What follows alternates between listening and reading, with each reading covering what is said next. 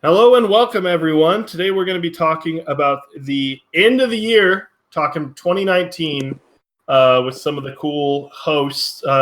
Just got a lot of awards to look forward to that we're throwing out, like Best DILF, the movie that can be replaced with Muppets, Best Indie, films that needed more attention, and of course the coveted Best Movie of 2019.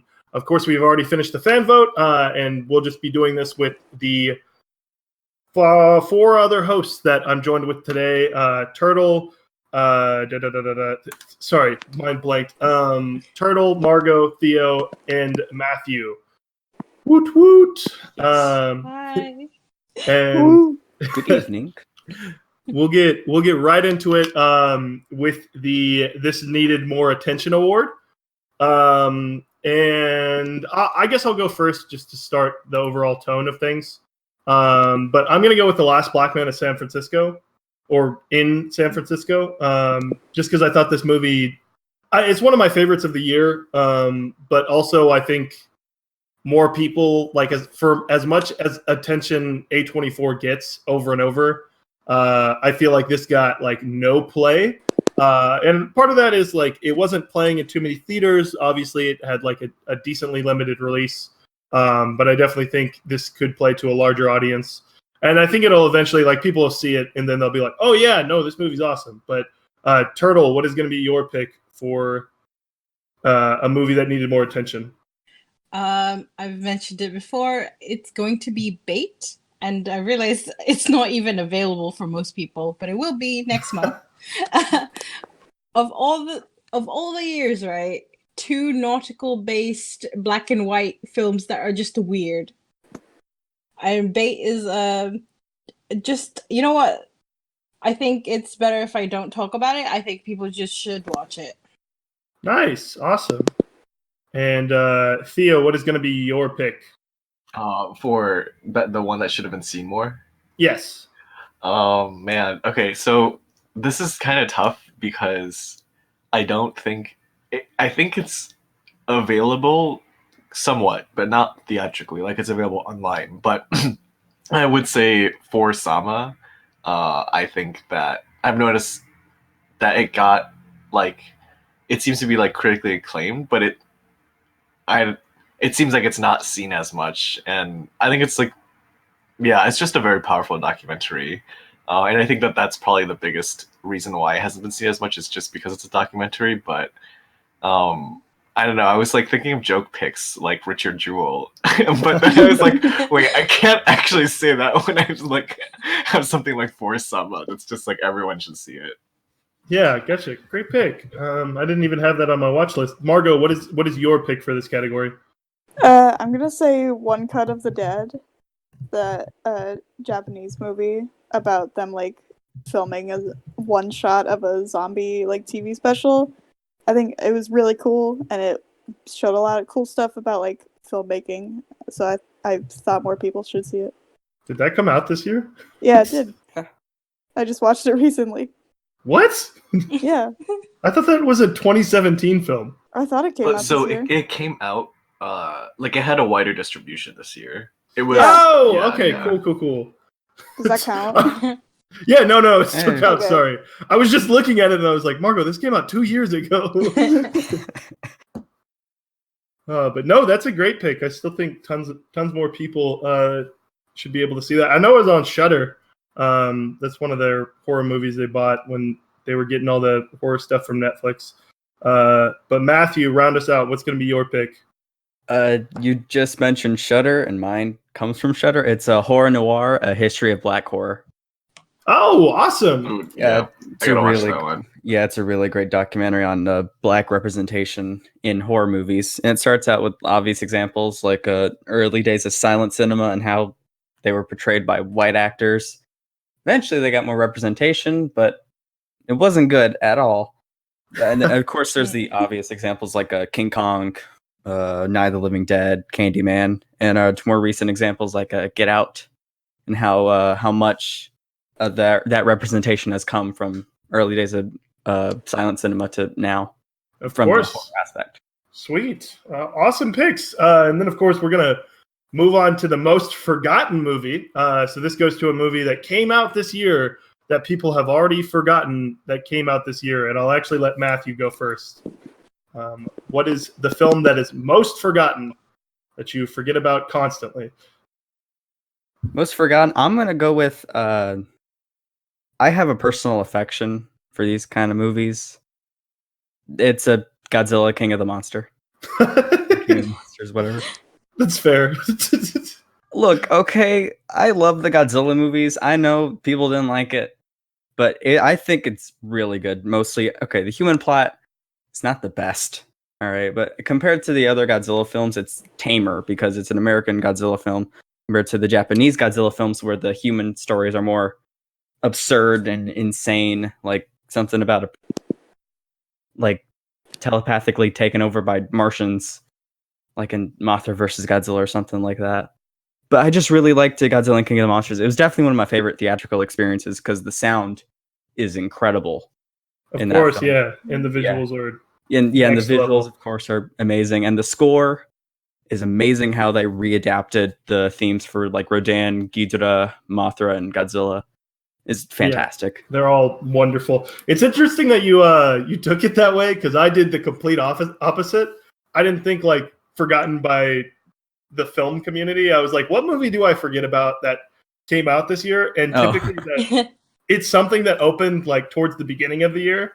And I keep forgetting that Glass came out this year because it feels like an eternity ago. And I really am.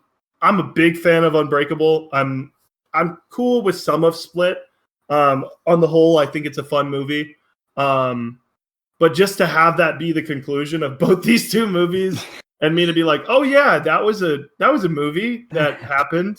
So that's gonna be my pick. But Theo, what is gonna be your pick? I definitely know this isn't gonna be true of other people, but for me, the movie that I keep forgetting happened is Us. That's completely fair. It's weird because I don't know if other people have felt this, but it felt like it had a weird trajectory in attention, both pre and post. Mm-hmm. I definitely agree with that. It had a crazy start up to it. Yes, yeah. Which I think if we did a category for best trailer, oh yeah, and I only watched trailers after just to edit the videos we did together. That trailer's sick. It was great. Do you think it's because of its like February release time though? I think that does make sense. Like, say it was released a few months ago. Do you think you'd by Oscar season would you still remember it, or no? Would it still? I'm gonna be honest. Gemini Man came out like 2 months ago, and I've already forgotten about that. I was sitting in the theater for Spies in Disguise, and I was like, why did I think this would be Will Smith's year? And I was like, I know there was Aladdin, there was that other movie, and I couldn't remember it. And I'm not saying Us is Gemini Man level. I just mean like if a movie's forgettable, then it doesn't really matter. Then it's yeah. Like, I would constitute Zombieland 2 as I'm not going to remember there's a Zombieland 2 sequel. Mostly, I didn't see that, so I feel like that's unfair. But I feel like Us is almost like Jordan Peele's, as we mentioned. Zombieland 2. No. Just his quick, it felt sort of quick. I honestly also, yep. I don't know. It was a good... I think it was a very smart decision. Yeah, for sure. It did really well. Like it, but yeah, no. Turtle, what is going to be your pick? My pick is going to be Velvet Buzzsaw. Oh my god, that released this year? What? Yeah, oh my god. I know. I actually forgot that was this year. I was so excited for that movie. I still haven't seen it. I advise that you don't. Yeah, honestly. You don't need to. Yeah. Y'all just sounded so excited. Like, y'all sounded so disappointed when you talked about it. Because it does have Jake Gyllenhaal. Yeah, it does. But it's dull. Like, it's a Jake Gyllenhaal film where he almost goes crazy. And then it just takes it back, and it's just a snooze fest. It's a reuniting Jake Gyllenhaal, Reen Russo, and the director Dan Gilroy, and you're gonna be like, oh great, we're gonna get Nightcrawler 2.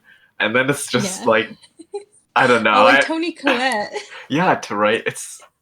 It's really hard to describe how immeasurable my disappointment is. Yeah. And then to finish it out, oh boy, this is a sad list of movies. and Matthew liking Godzilla 2. But All right. no, I like Godzilla 2 as well, but I understand it's sort of overlooked even now. But Margot, what is going to be your pick for this category? I was looking through my 2019 list of movies I've seen, and I forgot that I saw Greta. Oh, That movie with yo. Chloe Grace Moretz. That movie was Bad. That came out.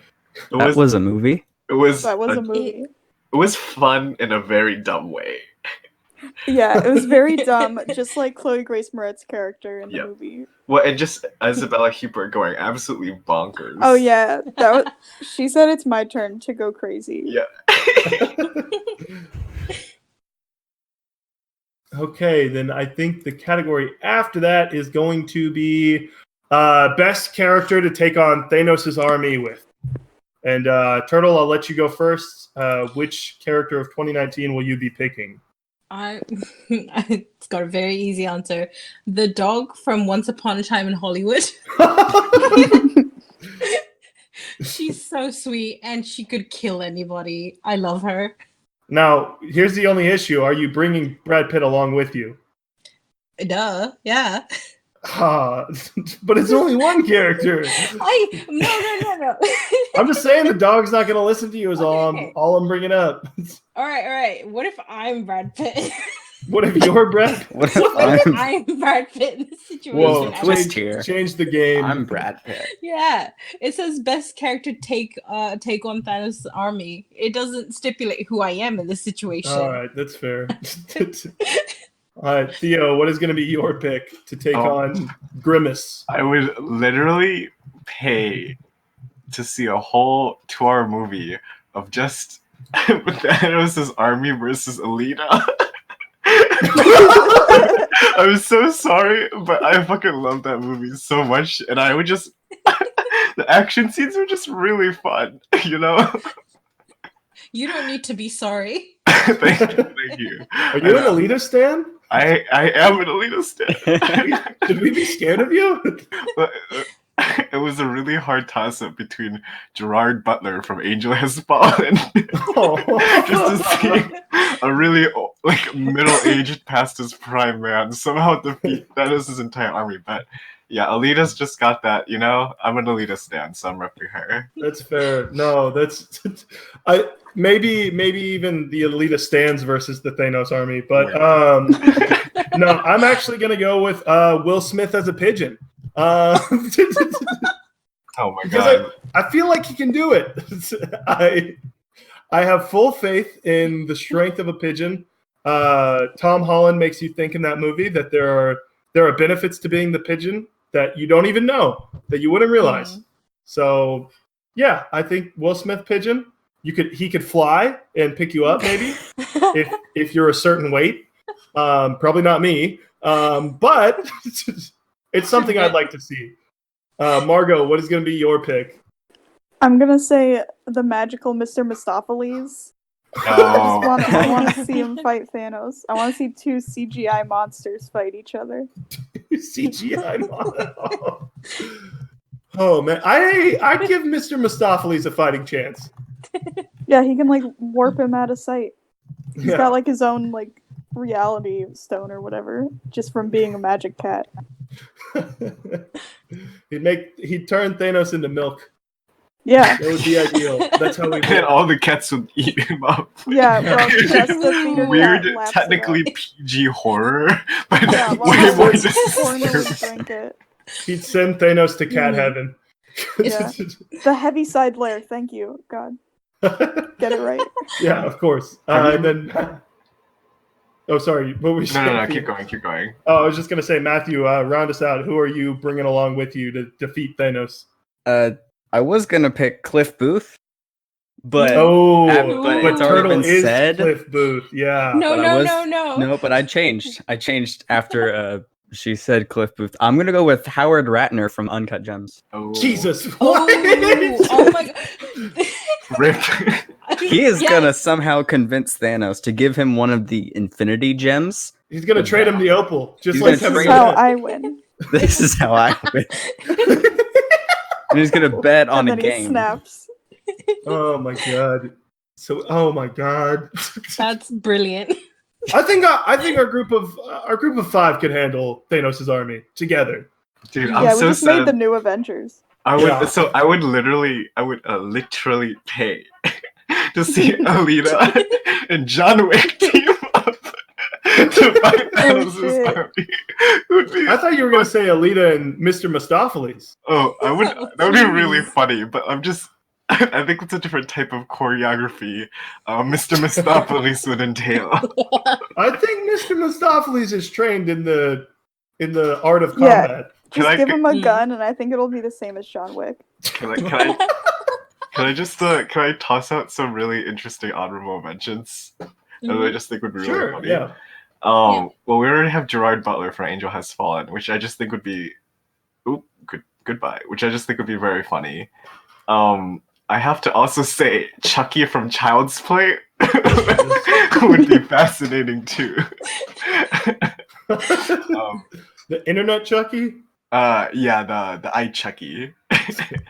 And my last 2 picks would be the crocodile from Crawl.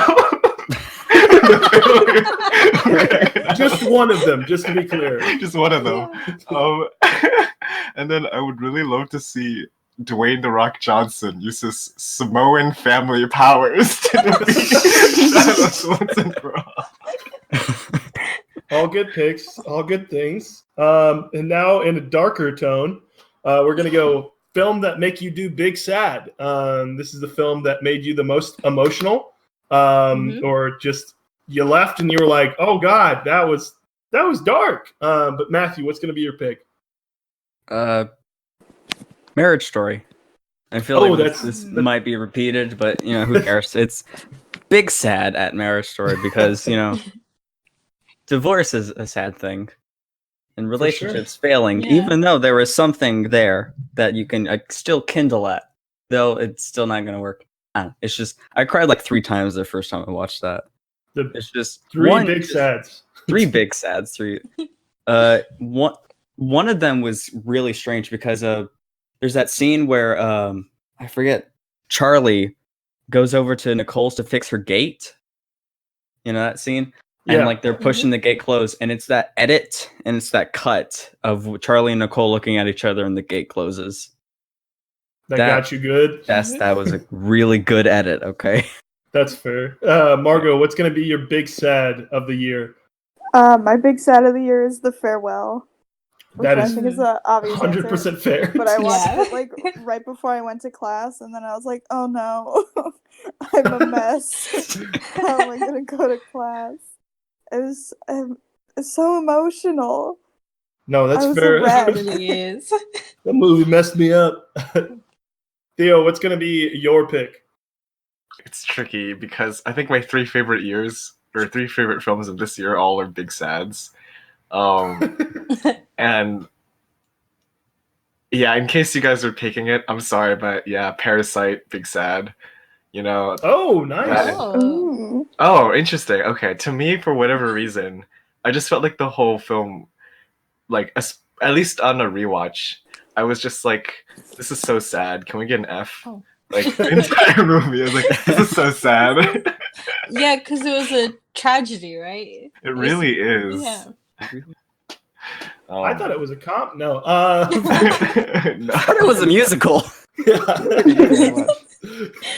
If they put Parasite in musical or comedy category, oh god. They Turtle, just what sing is- Mr. God. Mistopheles. Yeah, Turtle, what is going to be your category or your pick for this category? So my pick is going to be Pain and Glory. Ooh, yep. Yeah, Definitely fair. yeah. Old men make me so sad, man. It just gets me. Like they're having to reckon with their life. For that reason, I love The Irishman. But Antonio Banderas had a heart attack like a year before filming that, and I was thinking about it while watching the film and crying. Oh no, the big sads indeed. I'm going to shout out two real quick that I had trouble leaving off my list, or not picking first. Honey Boy. That's like a different type of sad, but it's something. Klaus.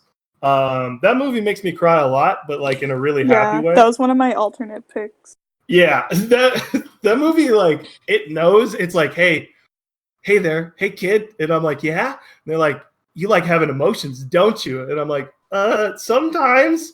And then they grabbed all of them, and they're like, haha, we're gonna play with them. But yeah, no, the one I'm gonna go with is actually gonna be Little Women, which I saw today. I big agree. Yeah, made me very sad. Well, what's interesting is it is for the most part, like it's a comedy in a lot of parts, but like the drama that's being put in there is so much of like a down comparatively to the highs that the film reaches, where it like makes those scenes be like, oh my god, I'm so sad. That's gonna wrap it up for that. And then the next category is going to be the one that Margot was having trouble with. The best DILF, the dad in live action film. And of course, Matthew, what's going to be your pick? I'm going to go with Tallahassee from Zombieland Double Tap. Whoa! He's got all the great qualities of a dad. He cares a bit too much. He loves Elvis. He has really bad jokes every now and then, and he's Woody Harrelson. So all the check marks are. Okay, I'm not gonna lie. I forgot the nicknames that they gave everybody in that movie, and I thought you were talking about Jesse Eisenberg, and I thought you just threw out a plot twist where you're like, he had a kid the whole time. I was like, what? Oh, but no, great pick. And then Theo, what is going to be your pick? Oh man, this is a. I never really said this, but I really like the dad in The Farewell. I just thought his energy it was just like very background, but not it's very like exactly what it needs to be. You know what I mean? It's like that one friend who knows exactly when to like shut the fuck up and then when to like say something to like bring energy into the room. Do you know what I mean? Yeah, no, that's one thing that I love about that movie is like they don't say, oh, hey, there's going to be 3 core family members.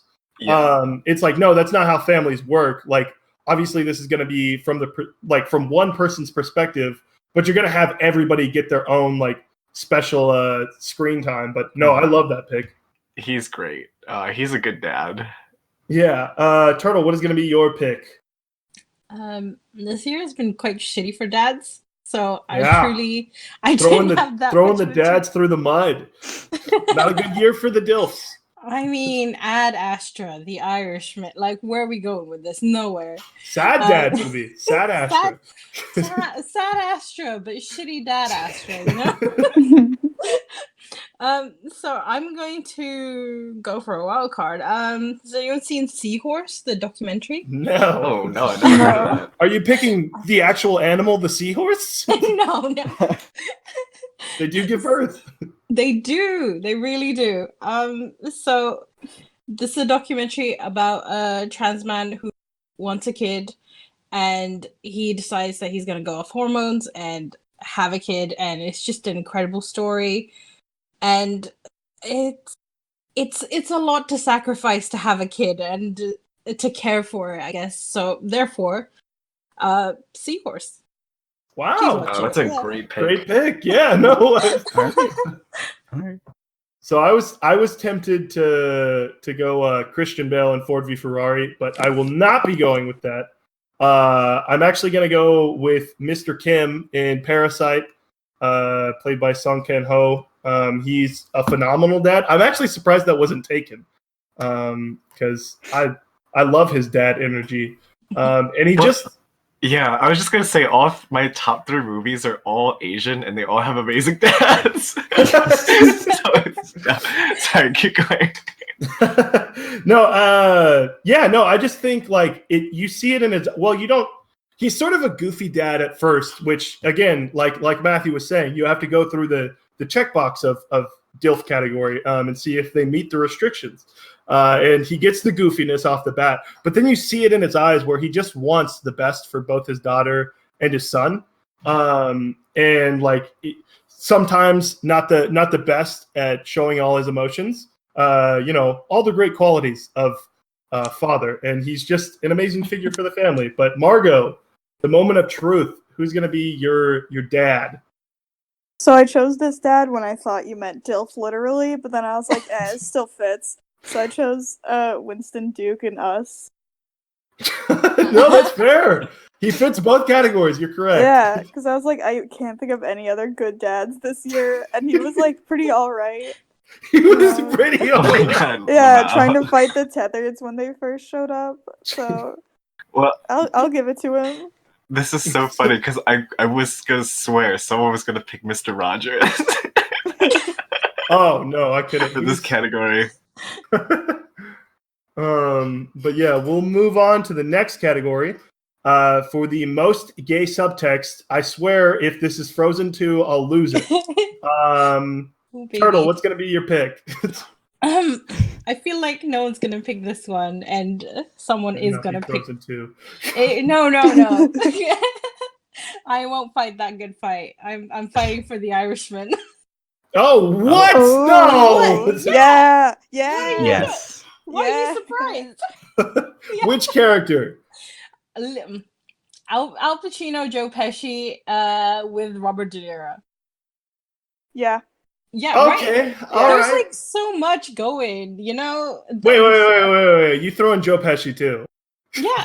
No. Yeah. No. Maybe Joe Pesci, Al. No. Were you paying attention, right? I was. No, Joe Pesci gives Robert De Niro a ring to signify their brotherhood. Or They're whatever, not married. No. Robert De Niro puts it in his like marriage ring finger, and that's a detail I'll never get over. All right. This is starting off great. Theo, what's going to be your pick? Oh, I don't know if I cut out. Theo, what is going to be your pick? So my pick is gonna be yeah, I've got to go with Dwayne The Rock Johnson and Jason Statham at Fast and Furious present. No. Because they were basically two dogs pulling out their dicks. And at some point, they're just going to make the bridge, you know? Jesus. But yeah, that's going to be my pick for the biggest gay subtext.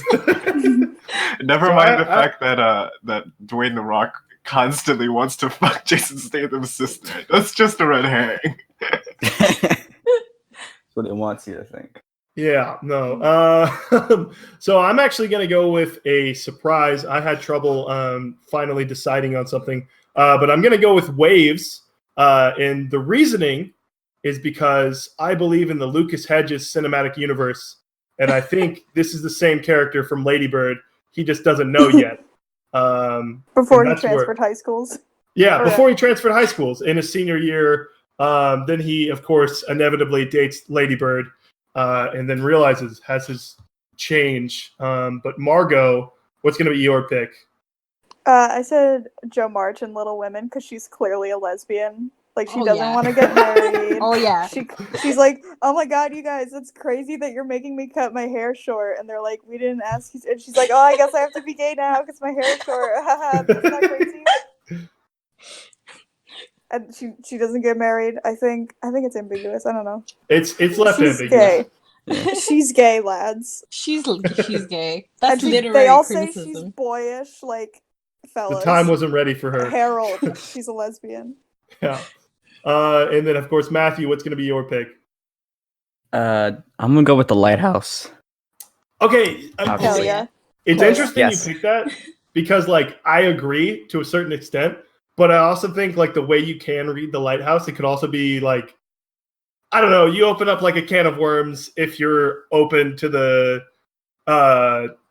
to some of the theories people are saying. The lighthouse is a giant can of worms, all right?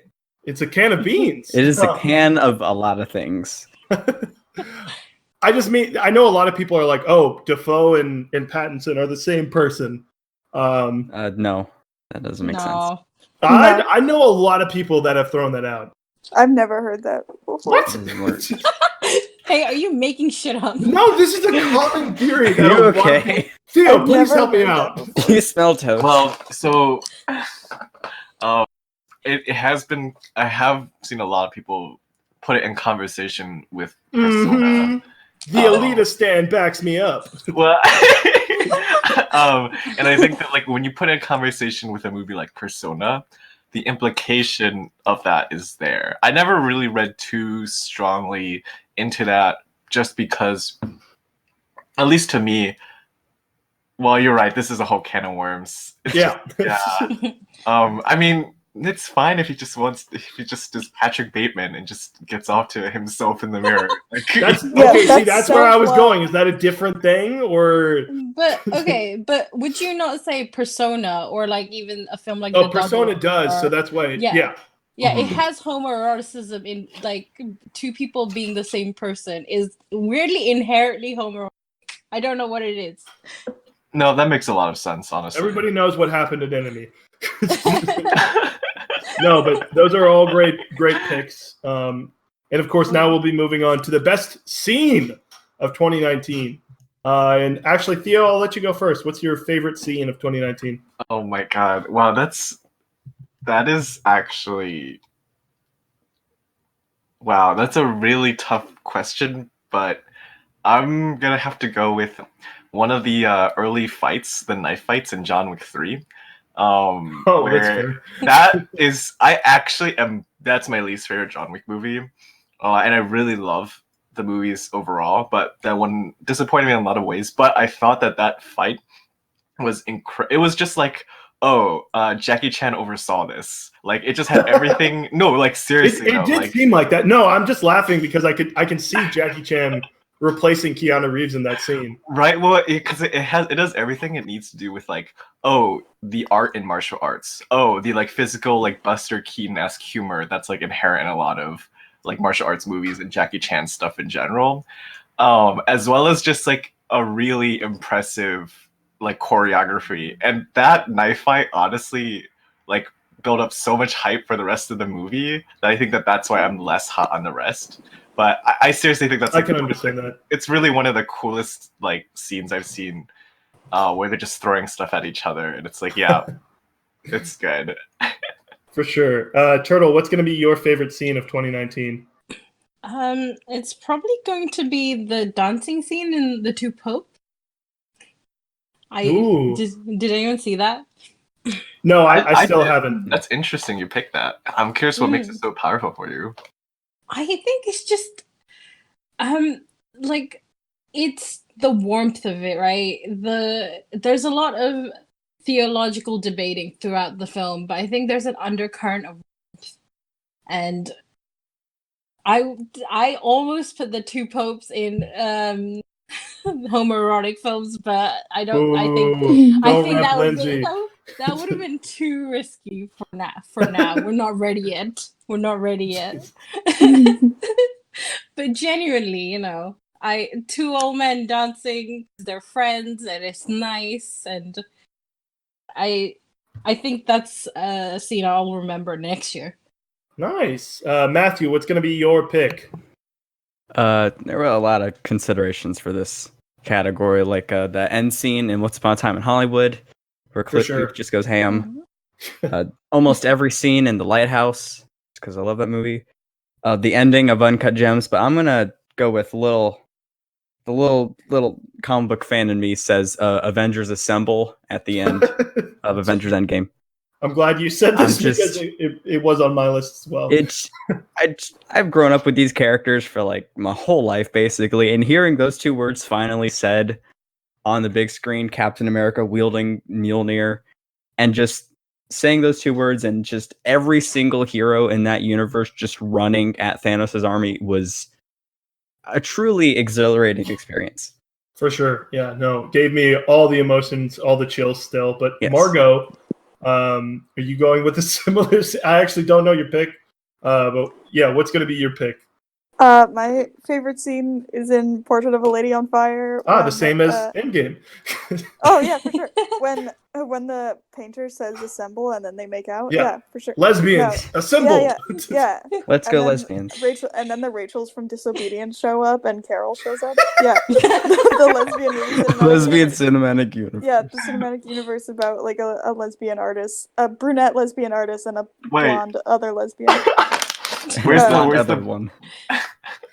But my favorite scene is when after they've like gotten closer, and she's like earlier in the movie she was like, I can't get you to smile, and then like they get together and she's like trying to paint her and she won't stop smiling, and then they like say that, I don't know if any of you have seen it, but they're like, when you get nervous you bite your lip, when you don't know what to say you touch your head, and I'm like, ugh. That's a really good scene. It's so that was good. romance. Yeah. It's just noticing those little idiosyncrasies, and your partner is just perfect. Yeah, it's so good. For sure. Yeah, no, I had a lot of trouble with this, and I still need to check out Portrait. I'm very sorry, everyone. But I think the farewell like deserves a shout out for me, just in that sort of one take where they're spinning around the table all dancing. I think is like a phenomenal piece. There's a couple other scenes I could throw out, but I'll just go with my favorite. I'm actually going to go with Waves. And if you've seen the film, I don't know, it's kind of weird to talk about, and I know not too many people have seen it. But towards the middle of it, there's like a spike in like the pace of it. And I found that to be extremely effective. Probably one of the best anxiety-inducing things that I've watched like in a long time. That typically doesn't. And there's another film that we'll be talking about that didn't work for me as well, just because I typically like don't get amped up by that stuff. In Waves, I was like losing it while in the theater. But that wraps up our best scenes of 2019. Now we're moving to movies that should be animated, or the Aladdin 2019 award, or Lion King 2019 award. Lion King 2019 is already animated. Oh yes, that's true. Yes, Matthew, what is going to be your pick? This took a lot of thinking, but I'm going to go with Portrait of a Lady on Fire. But Whoa. only if you do the Ooh. Loving Vincent thing where every frame is a painting. Oh yeah, that would work for sure. I don't need to say anymore because that's self-explanatory. That's really cool. I was Margot, thinking of Portrait, but then I was like, no, because every frame really looks like a painting in that movie. But if they did the Loving Vincent thing, then every frame would be a painting. Oh shit, that's good. Margot, what's going to be your pick? Originally it was Cats, but I don't really want to go with the obvious answer because they were like already working on an animated Cats movie before they made this one. Well, and Cats is perfect. And it's perfect, yeah. And it's already animated. So so my pick is Scary Stories to Tell in the Dark. Ooh, I think yes. if they did it kind of in the style of like the illustrations in the book, that would have been real cool. But instead we got a bland CGI monster. I still liked it. No, it's not a good movie. They were it was practical effects. Shut up. Theo, what is going to be your pick? Yeah, this is also really tricky because I'm trying to think of which ones would work better animated. Yeah, it was harder than I thought, but I I know this is such a dumb answer. But I really think Escape Room would have been sick if it was animated. Ooh. You know? I like that pick. Just because a lot of the scenarios that are concocted are like really hard to believe. And I think that if it dove into the whole medium of animation, then like you could do a lot of fascinating things with the concept of like an escape room that I think they were limited in the actual movie, or like looked really silly when they were pushing it. No, I really like that pick. Turtle, what's going to be yours? My pick is going to be The Lighthouse. Whoa. Yeah, no. I think those animated beans. Wouldn't that be good? So I think The Lighthouse is already a great film. Because it's so emotion forward and there's a lot of tension and a lot of horror in it.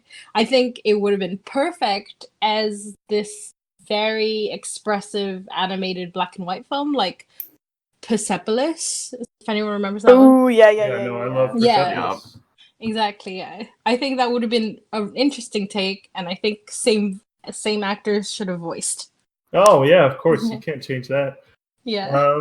So for this, I think I cheated a little bit, and I guess you guys will let me know if that's the case, because this film does actually start with animation. I just think if it would have stuck with that, because that's actually my favorite part in the film.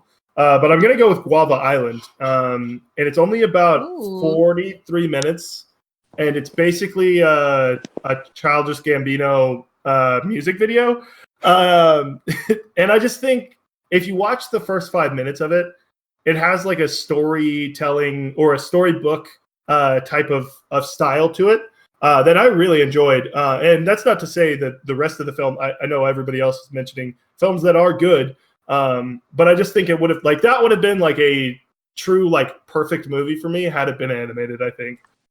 Just because you can play, like Theo was mentioning, you could play with that medium and do a ton of different styles. Yeah. Whereas it would cost tons of money to paint Childish Gambino, but in animation you could just be like, oh hey, change red, yellow lines, make it fun. But that's going to be that category, and then of course we're moving on to the brought up on Twitter. Replace any movie cast except for one cast member with Muppets, and this was a tough category because there's a lot of good ones, and I think at the end of the day.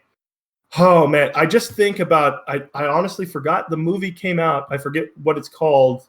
Someone help me out, the R-rated Muppets movie. Happy Time Murders. Oh, yeah.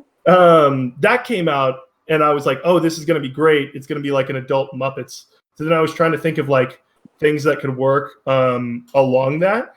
I think Joker could be interesting, but that's not going to be my pick. I just think it would be hilarious for like Joaquin Phoenix to be like society man and just look over and it's like Kermit the Frog.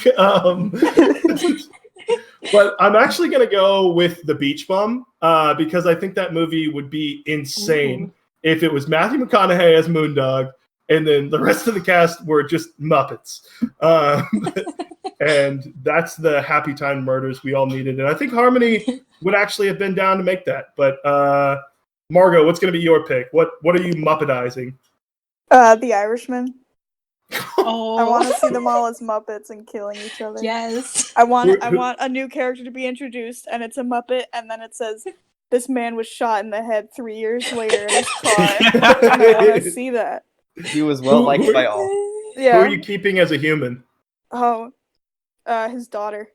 Of course, I knew that's what you were going to say. I literally didn't even think of it until now. I was like, just make them all Muppets. Are you de-aging Kermit, by the way? Just put like different pieces of felt on them. Yeah. No, they have to use CGI, and they make Kermit's eyes purple. But Theo, what's going to be your pick? What are you Muppetizing? So this was really hard because there's a lot of good choices. I honestly would love to see a Muppetized version of Richard Jewell, where it's just Richard Jewell and the Muppet. You have what is it? You have 30. The bomb is in Centennial Park. You have 30 minutes. All right, say it again. And Richard Jewell's just like, and they're like Muppets, like Muppet cops interrogating him. You will say it again. I just Sam Rockwell would be Fozzie Bear. It would. I just think the whole concept would be really funny. The guy telling him where the bomb is a Swedish chef. Yes. Like, wait, where's the bomb? I think my honorable mention would be Child's Play or killing the Muppets. Jesus. But anyways, yeah, this is an interesting category. Yeah, of course. Turtle, what's going to be your pick? My pick is going to be Rocketman. Whoa, I like this. Yeah, it's a musical. I think so. It's perfect for Muppets, and I would really like to see Kermit the Frog struggle with his sexuality. Wait, who are you keeping human? Are you saying he doesn't do that already? Oh my god, you're right. Who am I keeping as human? Nobody. What? No, you have to keep one person as human. Like a random background character. Keep his manager. Keep his manager. Oh yeah. The shitbag. Yeah. Oh yeah, John Reed. Wait, so Yeah. you're gonna have guys? A Muppet human relations. I don't want to mention specific scenes that happen in that movie, but you picked the worst character. There's a scene that's by the pool that if you've seen the movie, Turtle is now getting a Muppet on human action. No, that's perfect. That's the goal. Love is love. No, it's not. Matthew, what's going to be your pick? I'm gonna do Uncut Gems, Jeez. but we keep Kevin Garnett. That's even better. Oh, thank God. He looks really tall compared to everyone else because all the Muppets are like what 3 feet tall, so he just towers over them. No. So like, I'm gonna imagine Gonzo as Howard. No, that's a good pick. I think That's that fits good. better than like Kermit.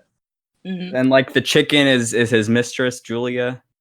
I don't know who the wife would be, but probably Miss Piggy. The wife would be for sure Miss Piggy. Yeah, Miss Piggy.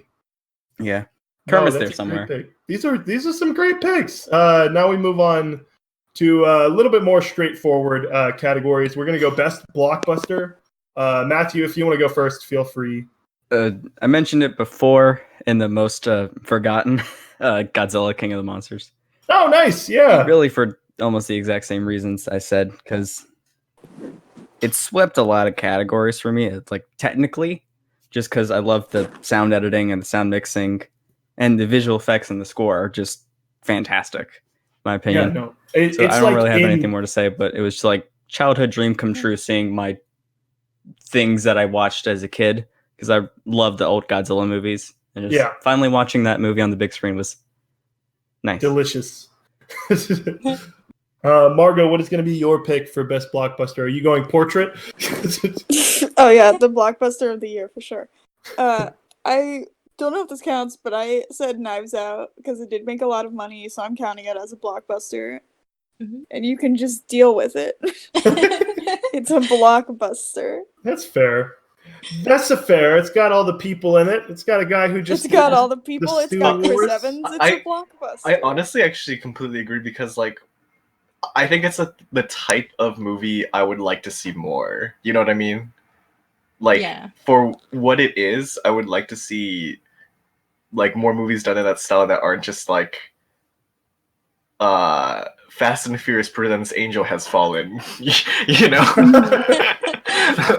Like Wait, is that a thing we can get? Because I would be all for. okay, I would be all for that, but yeah. So I support Knives Out as a blockbuster, and like I'd love to see more of that type of movie. Of course, yeah. So for mine, might be a little bit of a groaner for some people because I know it's kind of controversial, hit or miss. But I'm actually gonna go with the Joker. I just loved this film when I first saw it. I didn't realize that there were a ton of other people that did not like this film, which is fine. Like I'm not one of the Joker people that is actively like fighting with people.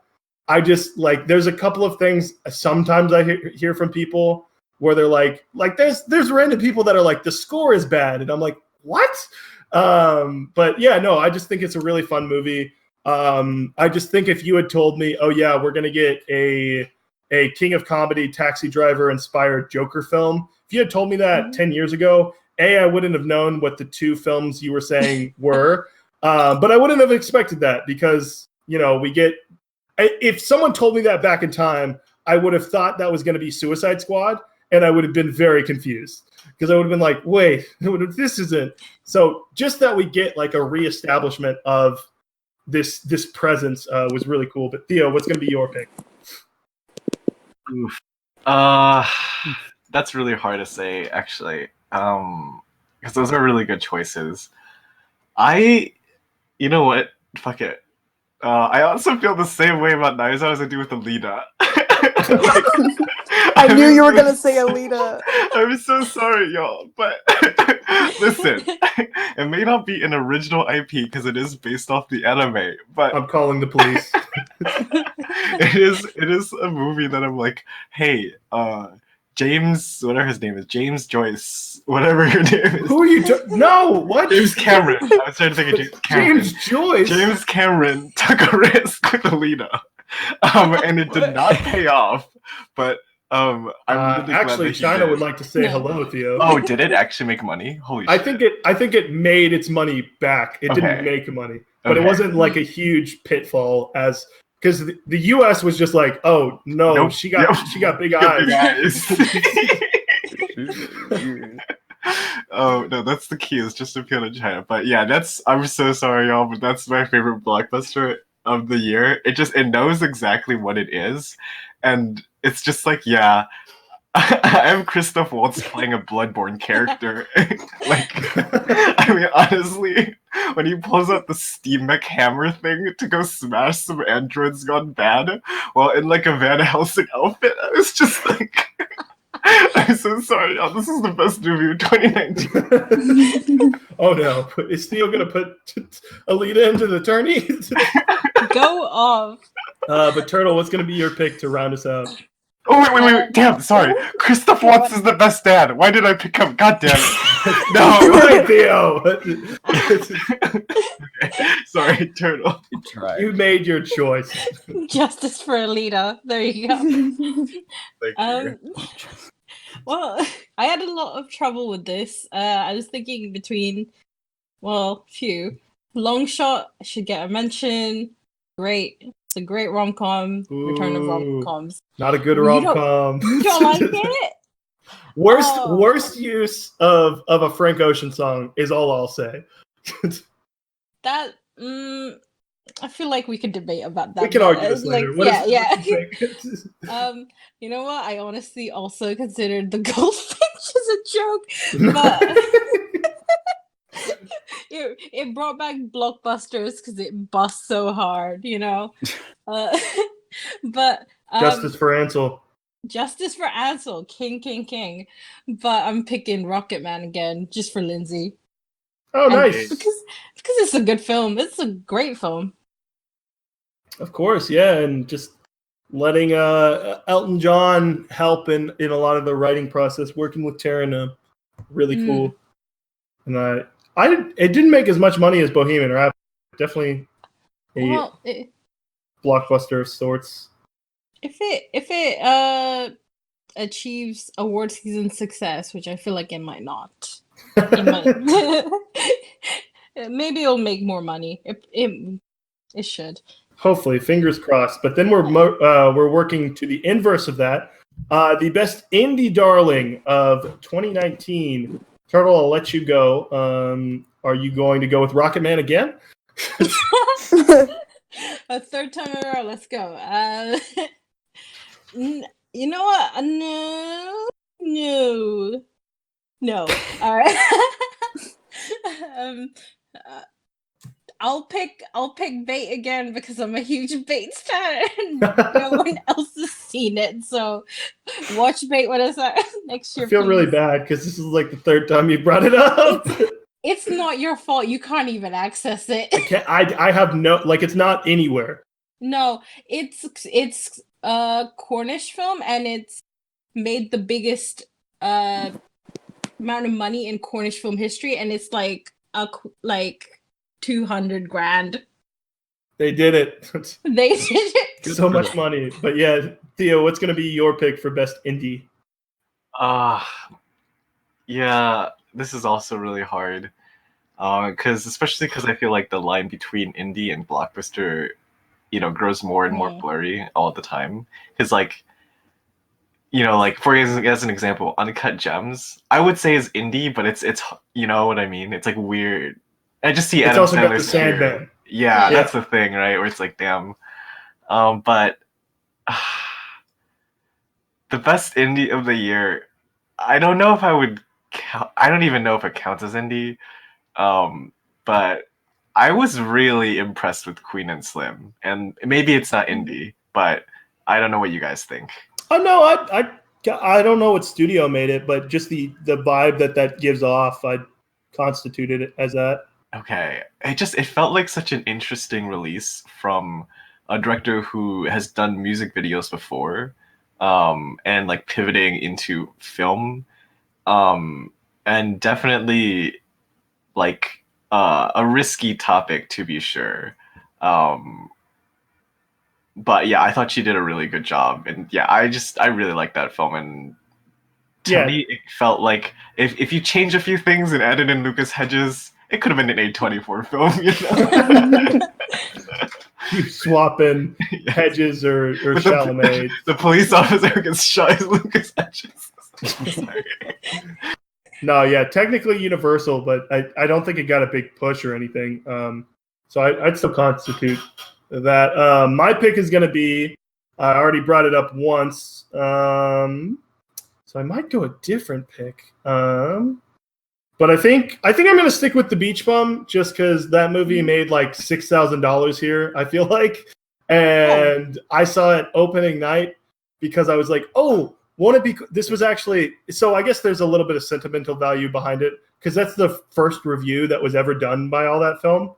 And I went to the theater because I was like, ooh, I'll see Beach Bum. No one will have reviewed it. And then everyone's going to be like, ooh, a review for Beach Bum, that a movie we all care about. It surprisingly got 73 views, which I realized that would be higher than usual. Just because I think the next review I released after that got like 8 in the first weekend. And I was like, wait, what?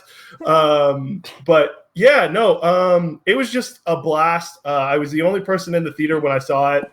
I know this might not sound correct, but it was like a warm hug from Harmony for me. And Yes. Yeah.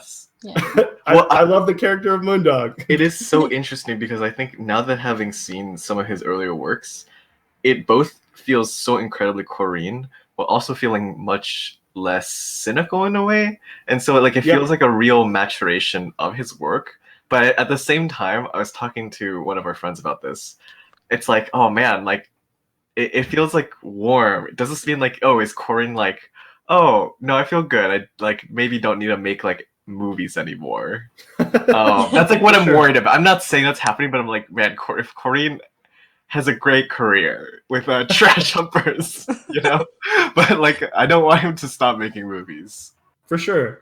Yeah, and then Margot, what's going to be your pick for best indie? Mine's gonna be Honey Boy, because I don't know if I can really count Portrait since it's not really out everywhere.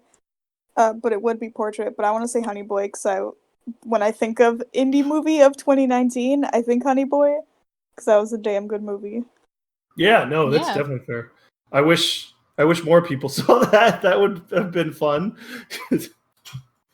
But Matthew, round us out. What's going to be your pick for best indie? I tried not picking The Lighthouse. It's very difficult not to, but I'm going to go with Parasite. Oh, okay, Oh, nice. yes. You know, it's great, literally great everything. Bong Joon-ho is a great director, cinematography, who the name is unknown to me as of current, but cinematography is fantastic, so props to whoever did that.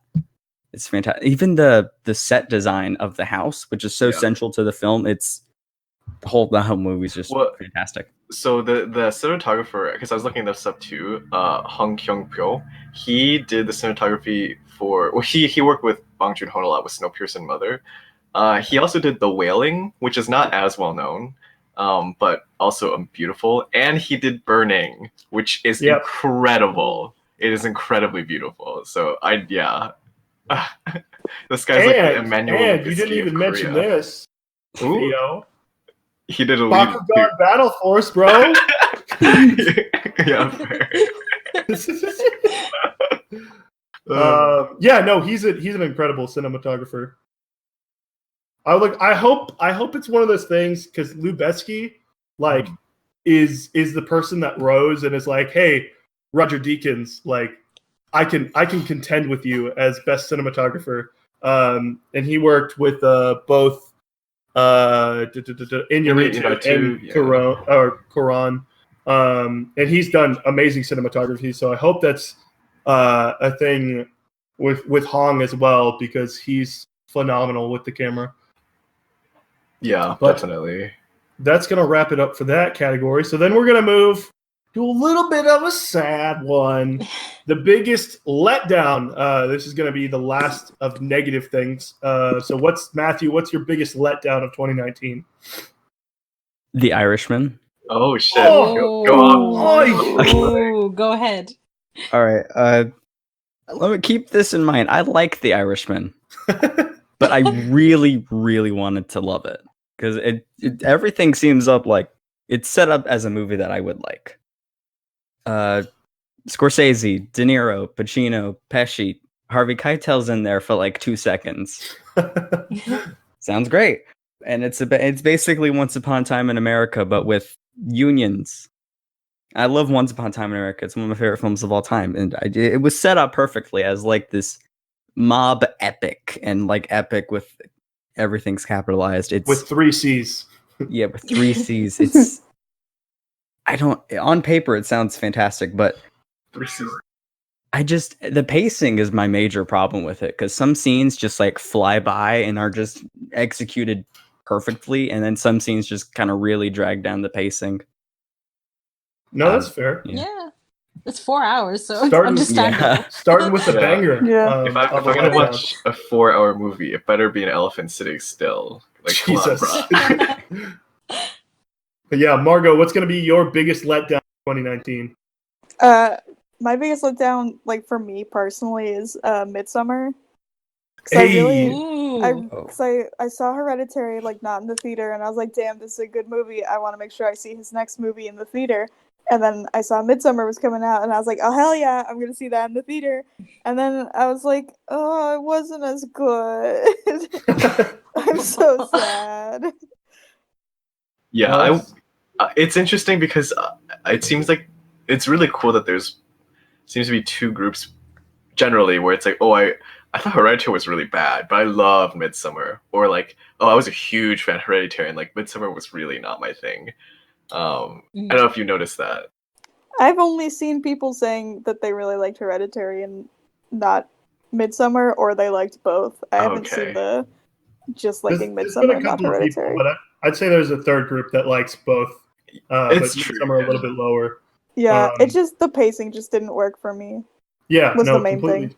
Understand that. Theo, what's going to be your pick? I already said this, but it's Alita? No way. That's I'm crazy. disappointed there isn't a third act. Just kidding. I have to say, like, having fallen head over heels for John Wick 2, I was really disappointed in John Wick 3. Just because Ooh. I think it's a, it's funny because to me I kind of felt similar with Midsommar, although I do think Midsommar is a good film.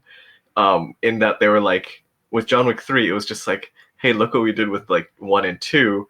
Why don't we just put more of that in there?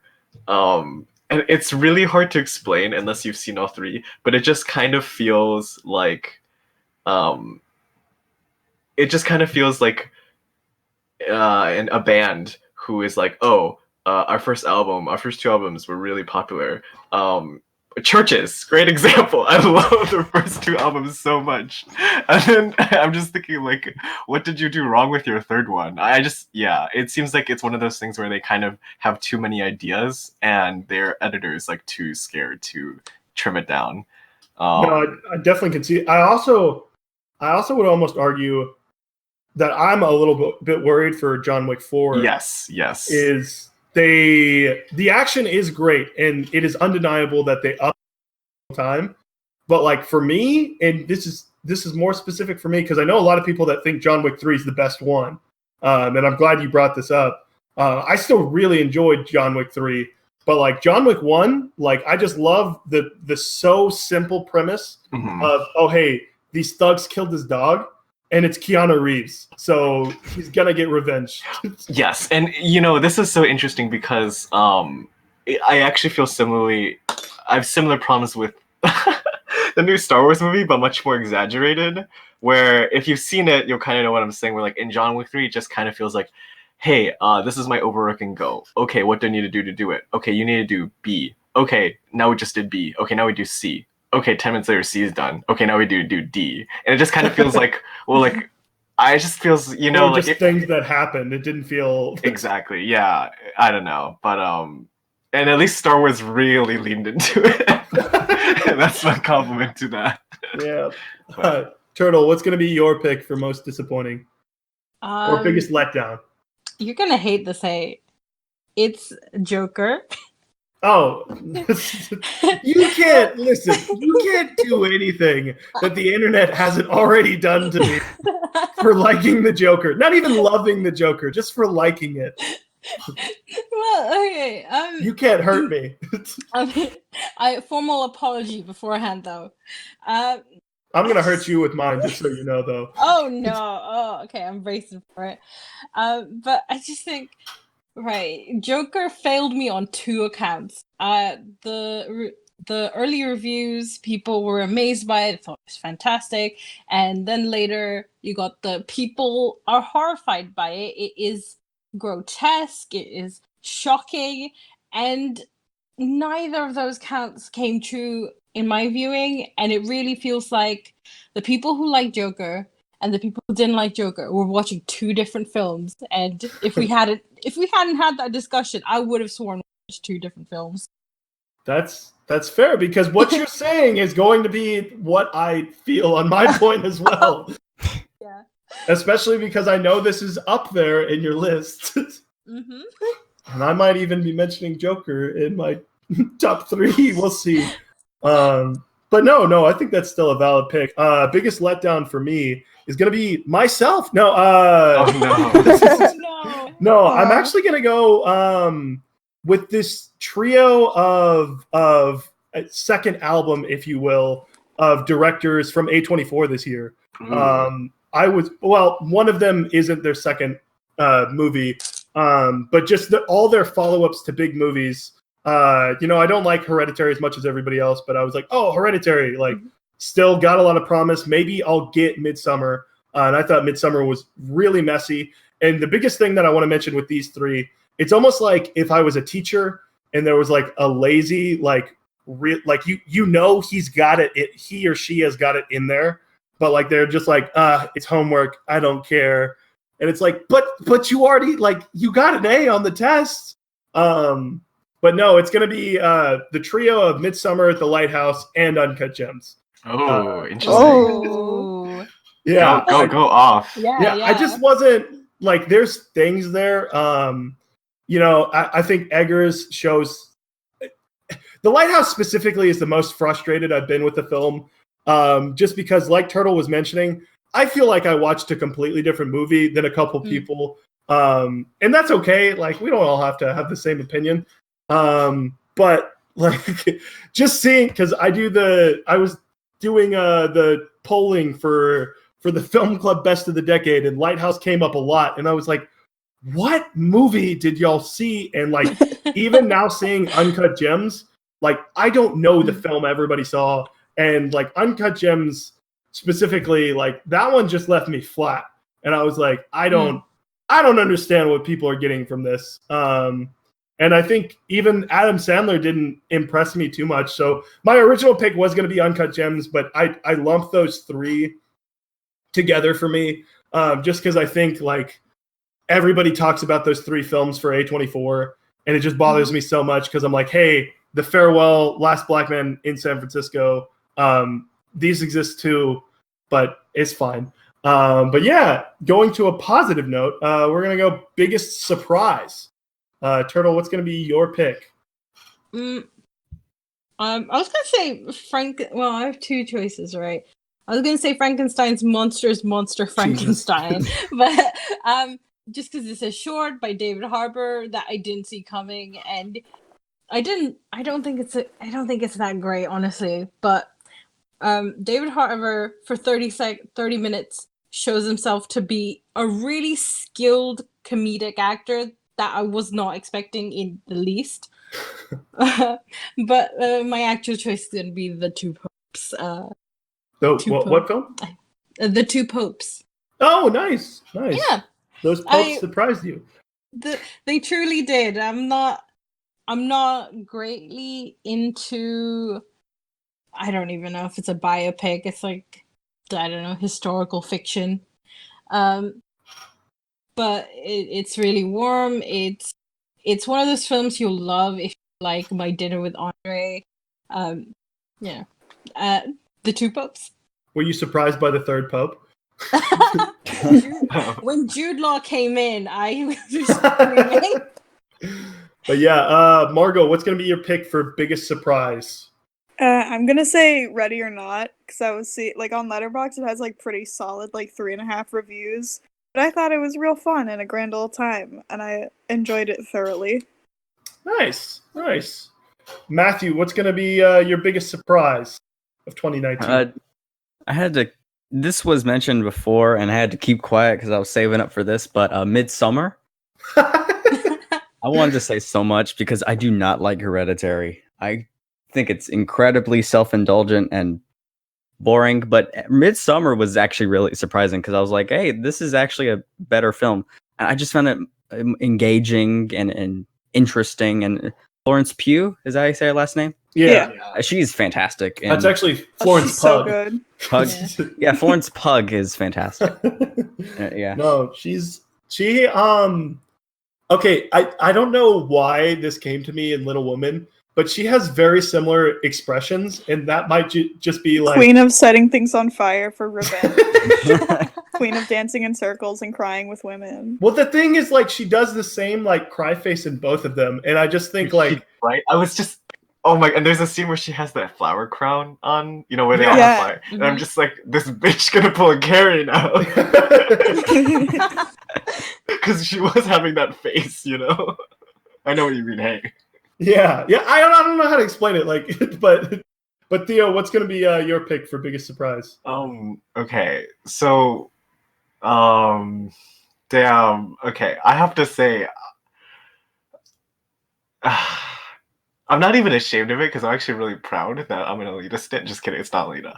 Oh God. I really, really had a great time with Hustlers. I love that movie. I genuinely love that movie. And I was thinking, like, man, it's been years since I've seen Scorsese's films. Like I know I've seen Goodfellas and a few of his other things, but not recently. So after I saw Hustlers, I was like, this might just be, like, quote unquote recency bias. So I just went through a bunch of Scorsese's films, and I also saw The Irishman. And I do completely see why people say that, like, Scorsese's films are, like, better than Hustlers. But I really, really was surprised by, like, how much I thought Hustlers, it felt like it didn't necessarily feel innovative, but I felt like it brought something completely new to the, like, Wolf of Wall Street, like the way that Wolf of Wall Street brought something new to that sort of, like, drama. You know what I mean? For sure. Yeah. Great pick that I still haven't seen. Oh, man. It's so I need good. to see it too. But You yeah. can see it for J-Lo, actually. Oh my god, Costas was eyebrows. Yes. I'm sorry, I love this movie, but yeah. Yeah, no, that's completely fair. So I was gonna go with one of my 3, but then I was like, nah, I'll save it to gush about it a little bit more down the way. I'm actually gonna go with Late Night. Which, yeah, that film came out of nowhere. I think one of the biggest surprises is I thought, for whatever reason, the marketing, like, to me, and I asked a couple people about this and they agreed with me, the marketing was making it seem like they were competing comedians in, like, the poster and stuff. And that's, I don't know, that it's just, if you read, like, the brief description, I have it pulled up. It's a late night talk show host suspects that she may lose her long running show. And just, like, what it makes it seem is like Mindy Kaling is going to actually, like, replace her, which isn't the case. Like, the movie's way different. It's got a really interesting pacing behind it. I thought it was tons of fun. I'm not big on Mindy Kaling, but here she is utilized perfectly, and she wrote the screenplay. And if we get more films like this from her, I will be so impressed. I also think the director in Nisha Ganatra was really impressive. I think it was her directorial debut, but don't quote. Actually, it wasn't. But yeah, no, she's great as well. But yeah, that's going to be my pick to round it out. Nice. Yeah. And then we're going to move on to breakout performers. Someone who wasn't already famous that you think gave a spectacular performance. And we can sort of argue on like famousness, I guess. But Matthew, what's going to be your pick for best breakout performer? Julia Butters as Judy Fraser in Once Upon a Time in Hollywood. Oh, great pick. She was the little actress in that Western that Rick Dalton did. Yeah, that kills it. She was a scene stealer. In that scene where they have that little conversation where he's reading the book, you know, they're having a little chit chat. That was my favorite scene in that entire film, which was very difficult to do because there's that ending, which is fantastic. But that scene was so personal and so heartfelt, and it's really emotional scene. Both it really works because DiCaprio and Butters both give really good performances, but she was just my favorite. I don't have anything else to say. Yeah, Margot, what's going to be your pick? I said Jimmy Fails as Jimmy Fails in Last Black Man in San Francisco. Perfect. He did a real good job. I was very impressed. Such a good movie. Yeah, and mentioning that as I was talking about, not many people talk about that, and I hope he gets. If there's one person from this year that I'm like, hey, put him or her in everything, like, and they're not already getting calls. Mm-hmm. That's that's on my top 5 list because he's incredible. Yeah, for sure. Is he a non-professional actor?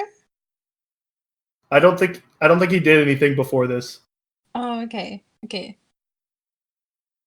Nice. This year's Roma. But yeah, for mine, I'm actually gonna go what Theo was going to pick, but I don't care if I'm stealing their answer. I'm gonna go with Awkwafina in The Farewell. Oh, yes. Yes. Because for me, this is when she just announced herself as like, oh yeah, no, I'm a serious actor, and like I'm one of the best actors. I would say, just I don't know, she's in a different stratosphere for at least me this year in terms of the best actress category. If she doesn't get nominated for the Oscars, I think that will be like a large oversight on their part.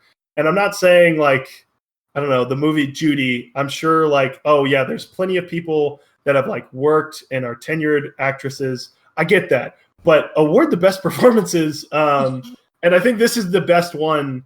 So I hope she wins. That would be lovely. That would be awesome. I think unfortunately ScarJo's probably going to win. Which will be humorous in a lot of different ways. But yeah, that's going to be my pick. Theo, what is your pick? So this is a bit cheating because she's better known in film. But I got to go with Jodie Turner-Smith in Queen and Slim. Nice. I think that she definitely has a history, but looking through her filmography, the only real thing she's done before was The Neon Demon and Lemon, which I still haven't seen. Which is a good movie. Come at me, Lemon haters. She was. You'd think that she and Daniel were like on the same level in Queen and Slim, you know. At least that's how I felt. And I'm really interested in like seeing what else she explores in film because yeah, she was incredible in that one. Nice, yeah, great pick. Turtle, round us out. What's going to be your pick? My pick is Shahadi Wright Joseph from Us. She plays the daughter, if you guys remember. I just think Theo does it. Yeah, clearly. I just think I just remember her performance being like memorably good, and considering I'm also one of the people that forgot about Us, unfortunately, I think that's saying something. And I think the fact that she stands out in the company of heavy hitters like Lupita Nyong'o says a lot. So she's one to watch out for as a newcomer. Nice. And then of course, Turtle, you're back up with the best performance of 2019. Yeah, boy. Okay. My best performance is not one I've mentioned so far because I've saved up this It's Elizabeth Moss in Her Smell. Ah, yes. Her Yeah. smelly smell. One of the best films of 2019 and one of the worst titles. Yes. Yep. It makes me not want to watch the movie so much because really I hate the does. title. She really does look like she smells something. It just makes me feel like it's gonna be really pervy. You know? Yeah. That's honestly why I kept it off for so long. But she smells in that she's an alcoholic, and just imagine that stench. But Elizabeth, the reason I haven't brought up Her Smell that much in the other categories or in indie is because I think the film is just her, right? She is the peg, and the film is the coat that hangs off it. Whoa, a lot of weight there. Yeah, exactly. Nice. You know, yeah, that's it. She's brilliant. Theo, what is going to be your pick? You know, following that stench, that smell. That's really smell. It's Alita really Stan's about to eat. Yeah, Alita Stans are about to star. Quentin Tarantino stands rise or feet up. I actually really like Leo in Once Upon a Time in Hollywood. I know that's like an easy answer, but I know a lot of people. I do think Brad Pitt is fantastic in it. I know a lot of people were really into his like performance of the character. I thought Leo just gives like, he just has that like classic Hollywood star charisma, and I think he exudes that really well in all his performances. And it kind of becomes Ouroboros here in that it's a Hollywood film about Hollywood, but like still carries that. It still carries that really well. So I really liked him a lot in this film, and I think, I think if he did not have as strong of a performance, it would just be fan service almost. Yeah. Yes. Exactly. Yep. That's how I feel. And I think it's important that you mention that, because I think I do like Brad Pitt's performance, but like he's always been Amy Dunn cool guy. Yeah, I do. He's really good, but I agree with you there. Yeah. Yeah, because even in things like Ocean's, like the Ocean's trilogy, like he's just naturally cool. Like we talked about this on like the Brad Pitt performances episode, but you just like look at that human being, and even if like you didn't know he was famous, you'd be like, that guy has to be somebody. Yeah, I completely agree. But sorry, is it? How do you feel about Ad Astra, by the way? Big fan. Actually, I almost picked that for best performance. It's interesting you bring that up, because that to me, like Brad Pitt did an incredible thing of being like, oh, hey, I'm Brad Pitt. And he's like, oh yeah, I have a lot of money. I can self-finance this a lot.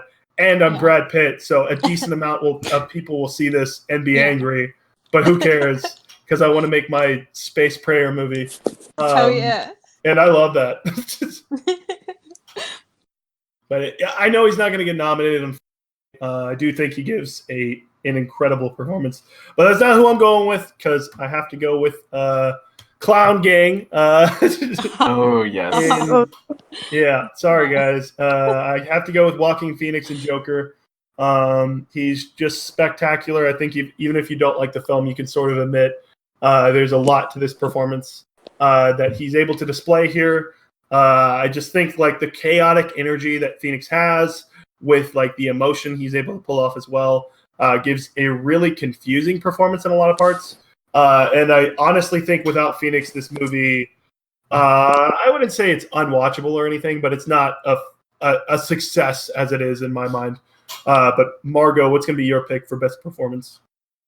So I keep like going back and forth between like a lot of people.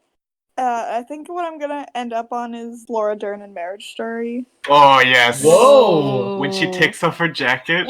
Yeah, or when she's like talking about I think it's like Jesus and Mary and Joseph, and she's like, he didn't even do the fucking. Like, I think about that all the time. She's incredible. She was so good in it. Nice. I like the pivot from Bitch Dern to Mama Dern in Little Women. Yeah. Crazy. Yeah. I honestly like, but partway through Little Women, I was like, wait, is this even the same person? Yeah, but I want to give an honorable mention to Noah Jupe in Honey Boy and Florence Pugh in Little Women. Nice. But my pick is Laura Dern. Nice. And Matthew, what's going to be your pick? I'm gonna keep up with the Marriage Story appearances with Adam Driver in A Marriage Story.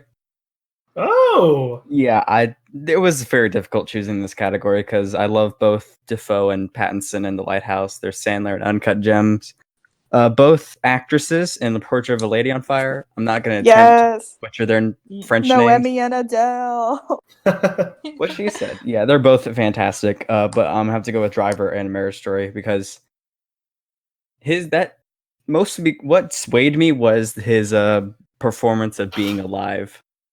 Just that emotion and just the perfect song choice from Company. It's just that scene really swayed me into thinking, hey, maybe this is my favorite performance of the year. Because I really, Driver is fantastic in that film. He great really pick. is. Yeah, awesome individuals that we selected. And then, of course, now we're going to move on to the final part. And actually, is it okay if I take a break and get some water real quick? Oh, parched. Hey. Yeah, sorry, I'm Go for it. starved because no one's brought up one of my top 3 films. No, I'll be right back. Cats. Joker's okay. No, Yeah, Cats. Cats, We brought of up course. Cats. Yeah. Yeah, I'll be right classic back. Mr. Mistopheles. Joker is Oh fun. shit! Black It Christmas. This year's Of course. Black. No, Jack's. No, that movie. Yeah, you mean the one from 1974? Yeah, that movie's great.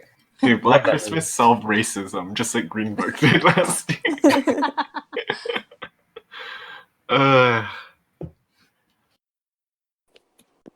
How about them gems? Cut. They were certainly cut. Not. No, point was that they were. that was the knot. Oh man. I bet Sandler's gems aren't cut because he's Jewish. Oh, nice one. No. Wait, you mean they are cut? They aren't. They are aren't. not? Do you know what No, circumcision is, Theo? Yeah, Yeah, Yeah, wouldn't it Jews mean that he was cut then? yeah, Jews circumcised. Yeah. So he would be cut. Yeah, he would be cut. Well, which is the thing that they aren't cut? I don't know. But you're not circumcised. Oh my god.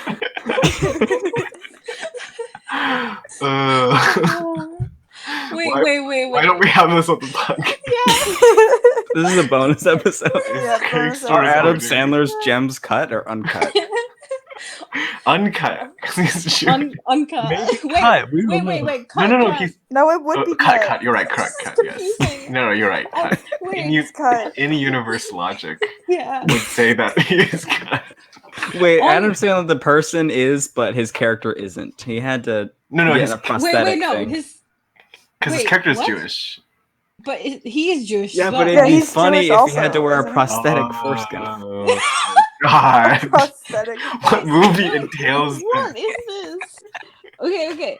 On a subtextual level, with the Jewishness, what does it mean?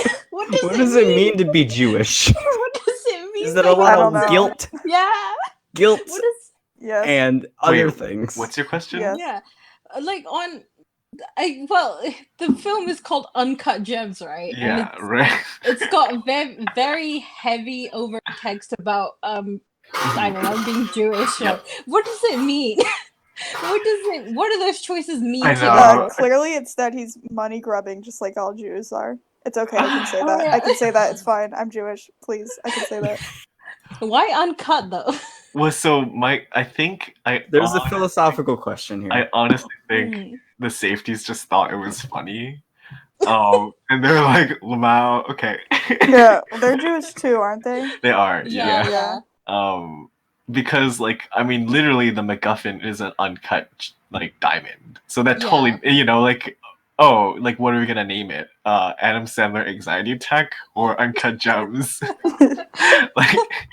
I'm sure there could have been I think there's something about the title itself that's just very what, you know? Yeah, Like- it's provocative. It really is, exactly. There's a certain expectation of violence in the title. Like, will they or won't they be cut? Is something gonna get cut? Right. But like that's the thing is like is this a Benefumper's dick? Yeah. I mean, I think that's a reading of the film. There's a whole reading right there. Are y'all ready to go? Yep, move over to Yeah, the house. Yeah. Uncut Gems has the real the real persona latency in it. The film's about his penis. Yeah. So when's that video essay? Let's go. Yeah, where is that? That's our bonus episode, right? Hey. Yeah, you got it. Of course. All right, we're ready to go.